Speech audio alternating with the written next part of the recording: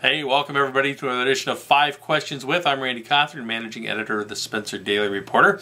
Our newest edition, we're talking to Tammy McKeever, the Clay County Zoning Administrator. She'll be updating us a little bit on the changes that were recently made to the county zoning ordinances and why those changes were made, and trying to clear up some of the confusion that seemed to have some people in the county a little bit concerned. We've got that interview with Tammy right now.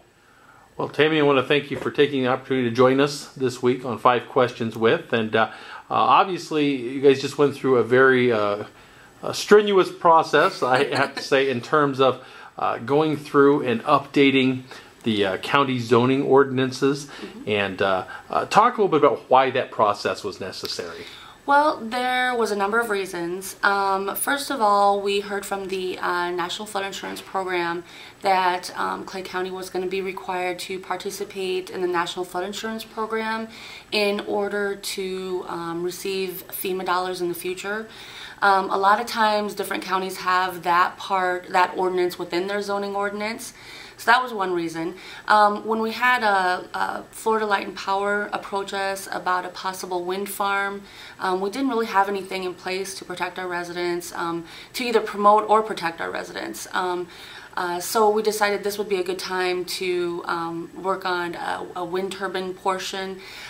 We had been contacted by several different, I would call them special interest groups, that wanted to see some changes in our ordinances. And then just over the last few years that I've been involved, the last 12 years I guess, things have come up that our zoning ordinance doesn't address, and I had kept a list of those.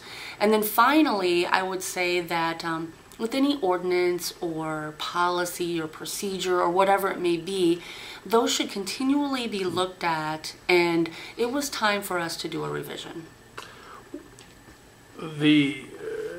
It generated some controversy, and I don't know if that was through misunderstanding or because a lot of these policies were in existence before. Some things you guys talked about, and some of the things that caused some of the greatest concern, it seemed like, from people were policies that had already been in existence.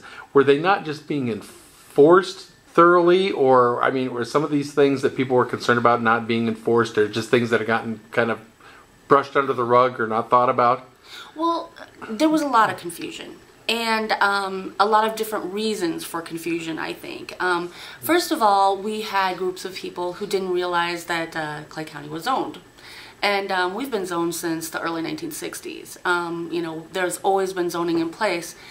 The state legislature has made ag activity exempt from zoning. So there is not a county in the state of Iowa who can zone agricultural activity. And so, you know, that's been the same since the 1960s. It hasn't changed, and it's not changing now.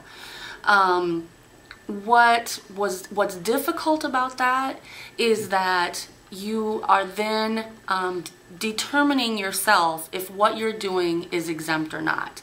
So what had changed and what caused some controversy, or what we tried to put in that didn't happen, was we were going to have everybody call in whenever they were doing an addition or a building or whatever they may do, and we were going to do an ag determination to determine if they were exempt.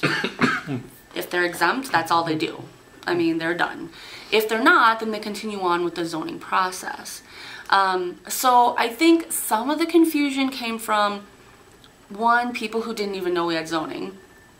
Two, that we were trying to zone agricultural activity, which absolutely was not the case. We can't. It's a state law. We can't. And then, you know, there's just that that element of, you know, not understanding what zoning means. And so I think there was 3 things that were kind of confusing. So what would fall under, maybe you can explain this and clarify for folks who still don't quite understand, people who have agricultural property, what can be zoned and what cannot be zoned in terms of a definition of an agricultural use of a property? Right. I think that's one of the things maybe too that was confusing that I didn't touch on, is that just because you're a farmer or just because you're engaged in agricultural activity doesn't mean you're exempt, period.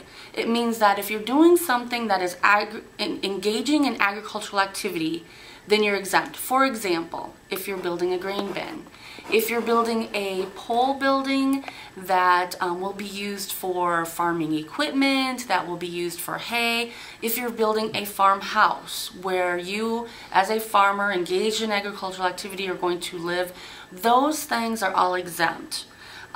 If someone decides they're a farmer and they decide to put up a pole building to store boats for people and charge people, that is not an agricultural activity. That's a commercial activity, and that's not exempt. So that would be the difference. Is there a gray area in there where people could build it and use it part-time for agricultural activity, and then during the winter season when people are looking for a place to store boats, that sort of thing? How does that play into it? Because I mean, there's a lot of argument that could be made. So, well, yeah, I use it part of the year for agriculture. The other part, though, we don't use it, so we let people store boats there and just charge them $20 a month. Right. Well, with anything in life, you can get around a law, a rule, you know, an ordinance. But you guys have a commission in place to deal with. We do have a commission. We have a board of adjustment. We have a planning and zoning commission. As far as you know, someone trying to get around a rule, you know, it's one of those, you know, yeah, that happens. I don't feel like in Clay County that we have had a lot of misuse of our zoning ordinance. I mean, we just don't have a lot of people who are trying to not follow it. In fact, I think it's more the other way. So I feel confident that, you know, there's black and there's white. And you're going to, you know, you always say there's a gray area, but you either know if it's exempt or it's not. I mean, so, I mean, I'll just attempt and to work with the property owner and to do the right thing.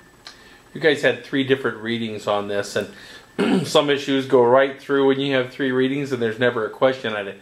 There were people that showed up for, I think, all 3 readings with concerns. And how did you work with the people or representatives of those groups and the supervisors and yourself to come to what seemed to be a very workable finished product? Right. Well, we have in place a planning and zoning commission. Most, you know, counties and cities who have zoning do have that in place. And those are the people who, you know, initially worked with our planner and wrote the new ordinances or the amended ordinances or updated ordinances.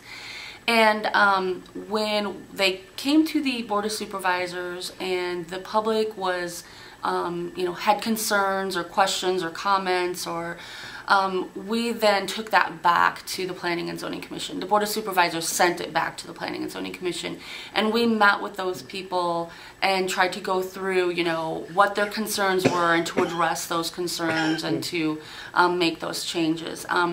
Some of the things that were suggested by the public were, you know, great ideas, things we, you know, just hadn't really thought of, and so we put those in. There was things that the public didn't like that we took out. There was things we left in that, you know, they weren't necessarily happy with, the public who was showing up to the meetings. When it went to the Board of Supervisors, then I think there was additional changes made there that then made the public very happy with the final product. And at the end of the day, we have a good county zoning ordinance. And you know, one of the things that we continued to talk about at every public hearing and was, you know, why do we have zoning? And you know, we have zoning to protect our prime ag land and to protect our citizens of Clay County, so that someone doesn't do something with their property that makes you not enjoy your property. So it means it's all about protection. And you know, I think at the end of the day, the people who had concerns, I think were happy with the product. And we, you know, myself as a zoning administrator, think the Planning and Zoning Commission were happy with the product at the end of the day. So we have a good, workable, usable tool for our county. Tammy, I appreciate you taking the time to join us on 5 Questions With. I know your schedule is very busy. We've been trying to set this up for a couple of weeks. Yeah. So I know you're very, very busy. But thank you. I think this will help inform the public, which is what we're looking to do. Thank you.